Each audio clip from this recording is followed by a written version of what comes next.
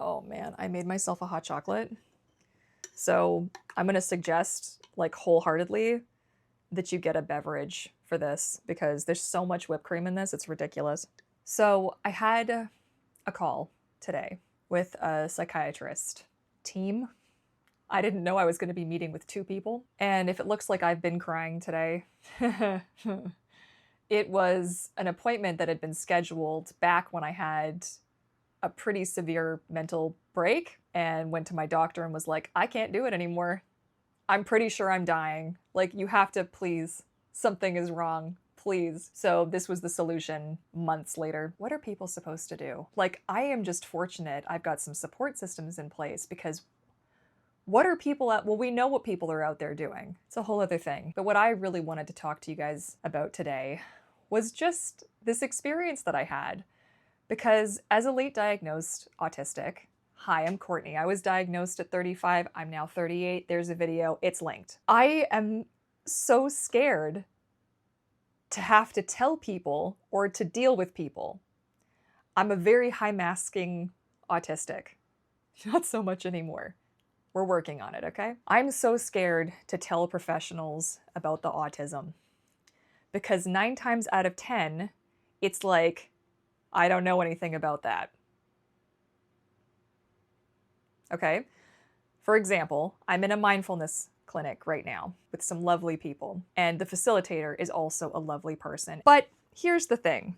This mindfulness clinic is not geared towards autistics. Like, not even in the slightest. All of the tests and all of the things that they show are all geared towards the not autistic brain. Boy, we're just bouncing all over the place today. I'm so sorry. So the thing is, I didn't expect today's appointment to be any different, and it wasn't. So one of the doctors was like behind the, like hidden screen and muted. So she was just listening, and the other fellow was kind of like going through and asking me the questions and touching on some really difficult stuff that has just like sent me spiraling off the deep end for a few hours afterwards. That was good. But the thing is like I had to bring it up because it plays a part in the whole thing. It really does.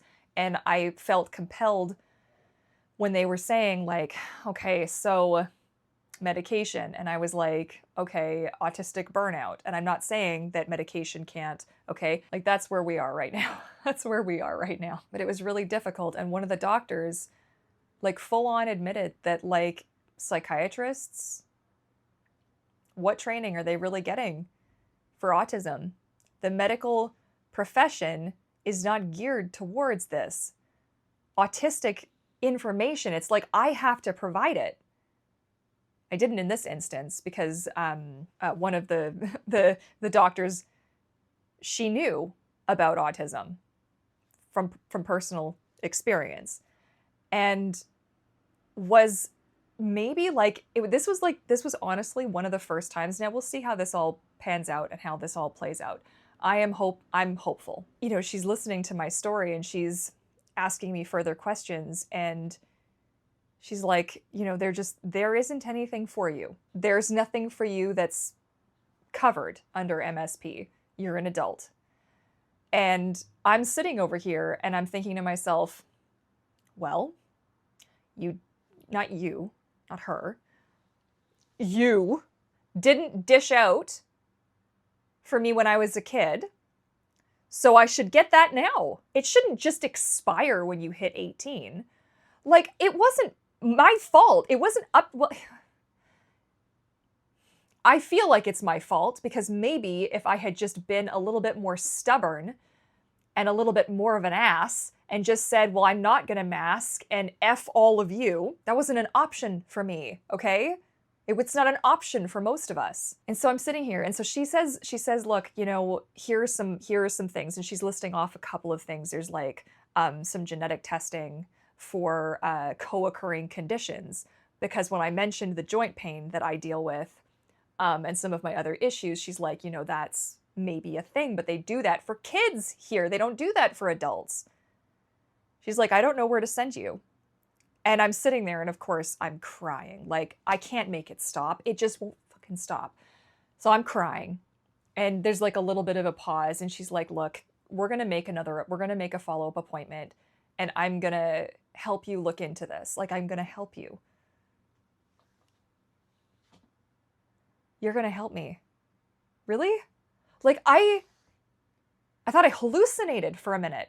You're going to help me. Because there isn't help. No. No. There is not help that's covered by MSP. That's our medical services plan. That's like our thing that covers our Canadian healthcare, which is so great. And I don't know about you. It's like over half my audience is in the States. You're gonna get this. I can't afford it. Now with everything going on in the States, and I'm in Canada, okay? And the majority of my clientele and my customers are in the States, and I have a small business. I am one person trying to do the whole damn thing, and I'm not even doing it right now. It's an absolute nightmare. And now, like, any income that I had, it's just basically gone up in smoke. So fine, that's my problem, that's not your problem, but let's just say that I am making like negative $500 a month right now, okay? So it's cool. I don't want to complain about it, but this is the reality of the situation. Like, if I didn't have the support of my husband, what would I be doing right now? I don't know. And that is the reality for so many of us, not just me, not, oh, woe is Courtney. This is me saying it out loud because somebody on the internet needs to hear that A, this is a thing, or B, that you're not alone. So whichever one that is for you. And if you missed it, I did a video last week. It's a heavy one on grief. And it's not, it was not like really something I wanted to put out on the internet, but I feel like it was something I needed to talk about because I'm still in this position right now and I don't know what to do about it. I don't know how to get out of this. There aren't jobs geared towards autistic people, and the further I get down this like wormhole of like mental health and burnout recovery and this and this and this and this and this, the less I feel like I'm functionally able to do anything but exist. And I can't even do that because I can't even afford to do that. So we're going to stop complaining right then and there. Okay, right here and now, let's say. I am working on it. Like, I'm not over here doing my homework, okay? My health binder, I got the autism recovery plan, I've got notes upon notes upon notes. I am trying. This is not for lack of trying. This is just, though, like, I get into a meeting like that and they heard me. I got angry. I had to apologize. I had to be like, look, this is not geared towards you. Please, I am not mad at you. But every time I try to get help, since I was in my 20s, the first time I went in and I was like, hey, the first time I went in and I said to her, I was like, there is something not right here. There's something not right. I'm having these like attacks of, I thought at the time it was just panic attacks, but it turns out what I was experiencing was like a meltdown or a shutdown. And panic attacks, we can just sprinkle some of those in here and there, but I now know what the difference is between them and I can feel the difference between them. And she just said to me, well, you just have anxiety, we should medicate you, or no, you have a sensory processing disorder, or whatever it was she said. Which I came to the conclusion, I was like, is this a thing? Oh, that could be a thing. There is nothing. Why is there nothing? Why isn't there help? And it's not even like I'm asking for a free handout here. I am just asking for what I feel like I needed growing up. I still need it. That need didn't go away. It's wild to me. So I will follow up with you guys with this and we'll see what comes of it. But I have to say the lack of tools, and it makes me quite fearful for people, for young people who are going through this right now and you're already diagnosed maybe, and you're coming towards the end of, like, the world just stops caring. You hit 18 and you're out. And it's not even possible. Like, it's crazy. You think of the cost of living, that's a whole other kettle of fish. But what resources are there? Really? So I was talking to a friend of mine about this, and I was saying, okay, so like what's what's out there. So I can apply for a tax credit that they do like backdate, but I can't afford to, because it's not even guaranteed. Okay, so you have to get a psychologist there's like paperwork I have to submit. I have to pay them to do that, and it's like $200 or $300. I had asked because I was curious, and I'm kind of wishing I'd just done it now. But it's also like, how do I explain that however much of my life, because around 25 was when things started to go awry. But how do I explain, like, he asked me today, he's like, so, I mean, have you always been like this? Like, have you always had like this level of anxiety and this? And I'm thinking to myself, I'm trying to really think. Every morning before school, I would get like sick. I would not like vomiting sick. TMI, I'm sorry. But I would get what it's like anxious. I call it my anxiety gut. I also have anxiety bladder, which is really lovely. And I'll pee like 48 times before I have to leave the house.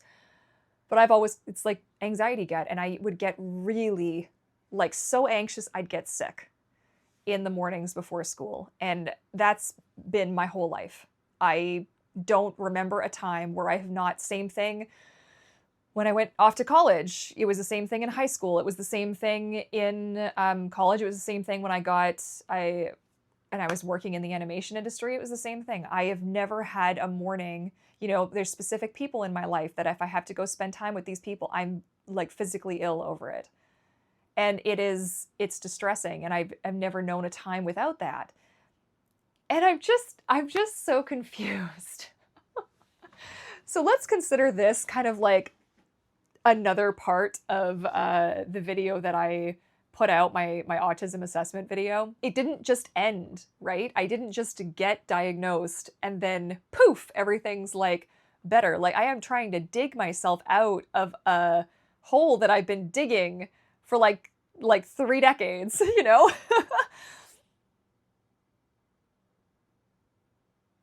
It's so scary. And like, I just don't know how to fix it. And I feel like it's such a lie, but it's so frustrating because where is the support? So she'd also said to me, she's like, are there groups that you could join online? Are there groups that you could be a part of, in some kind of a social capacity? I was like, social, got you.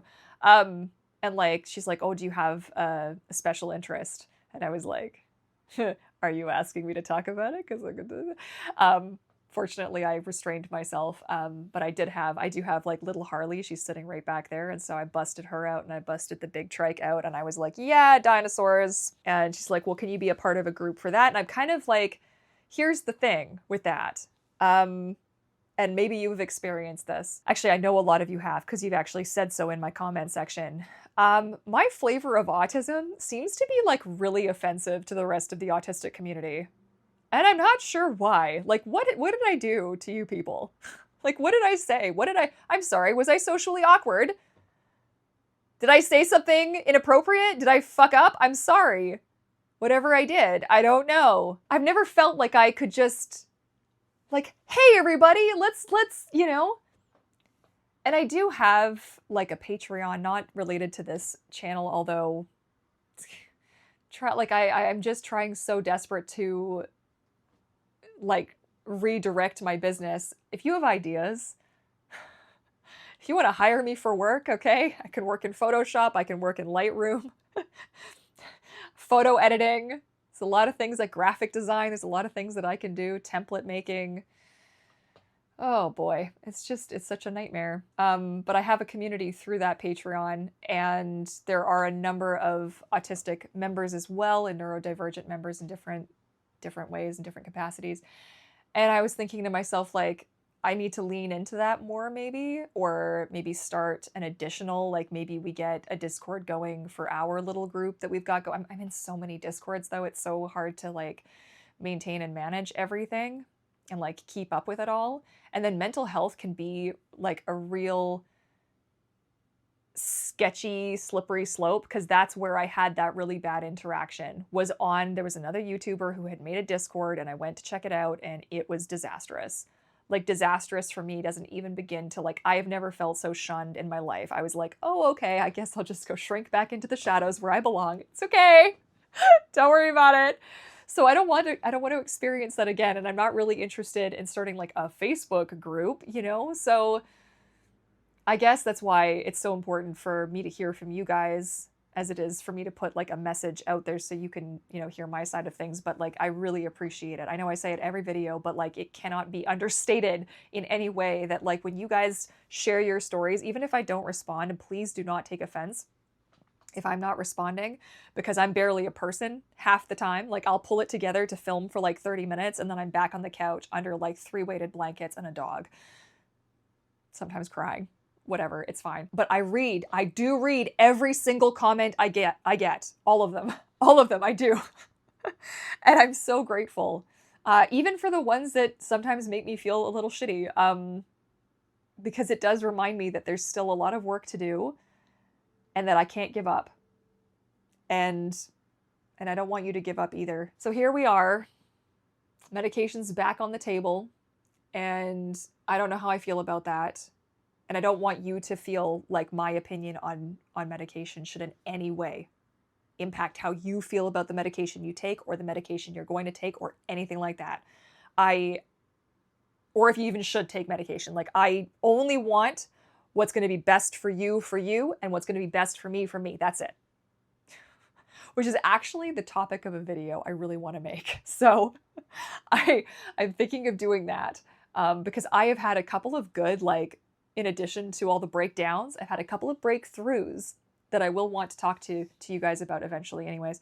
So this was a bit of a rambly kind of a one, wasn't it? And I have so many feelings. I don't even know what I'm going to title this video. Such a nightmare doing this, but this was just another thing that needed to be said, because the frustration of not being able to find help when you really want it. Like, I'm sitting here in group therapy. I hate group therapy. I hate it. I hate having to interact on a dinky little camera, and I have to listen to you guys making noise in the background that I can't control. And although thankfully my one group is really, really good. And I hate having to like translate in my brain this neurotypical, like not geared towards me, autistic stuff. I have to like put it through my like, okay, don't take it literally, filter it, make it autistic, like autism-friendly. And that is so much extra work. I feel like I'm translating it into another language so that it applies to me. Because they're talking about like going out for like mindfulness walks. I am not mindful on a walk. I sweat. I'm anxious. I don't want to go out for a freaking walk. And then I have to wear earplugs, and then I'm always wondering if somebody's sneaking up behind me. I got to be hyper vigilant. I got to be constantly looking, you know? And no. So what works for me? Do you know what works for me instead? Stim dancing. My favorite back and forth rocking toe tap motion. And I do it on my little carpet, okay? And I bust out a really noisy, like tactile fidget, okay? I actually have this guy linked because so many of you have asked me about it, including one of my close friends who was like, oh my God, I need it. Cause like, oh baby, it's so good. So I do have this linked in my Amazon shop, but if you can find it locally, it's a metal slider. I don't actually know what this is. I can't remember what it's called off the top of my head. I'll link it in the cards if I remember, but that's what it looks like. And they have different colors. I happen to like this one just because rainbows, always and forever, rainbows everywhere. Like, here's to the next step of the journey, I guess. And I am grateful that I have maybe possibly found somebody willing to help me a little bit on this journey. The optimism is hard to hang on to when I have been disappointed so many times. I will say the last four professionals that we'll say five professionals that I've dealt with have been good. So I'm hoping that we're just on a little bit of a trend. And maybe like if I find things that are starting to help or starting to work or whatever, I can pass that along to you guys and we can just keep this conversation going. And I know it's been a lot of really heavy stuff lately. I would love to hear if you've got requests for things that you'd like me to talk about. I know I don't often ask, but if you do have a topic or something, and if you've asked before, please ask again, because I may have just like, psst, and it's just gone. So don't be afraid to ask again. And let's just keep the conversation going. I see you for what it's worth. And I know it's not easy. And whether you are autistic or you have a loved one who's autistic or you're just here to learn about autism, I'm really glad to have you here. And I am sending strength your way to get through whatever challenges are currently facing you, challenges in the future and all these things, because aren't there always more? Optimism, I can do it. And I love and appreciate you. Thank you for being here. And I look forward to catching you all again in my next video. Bye for now.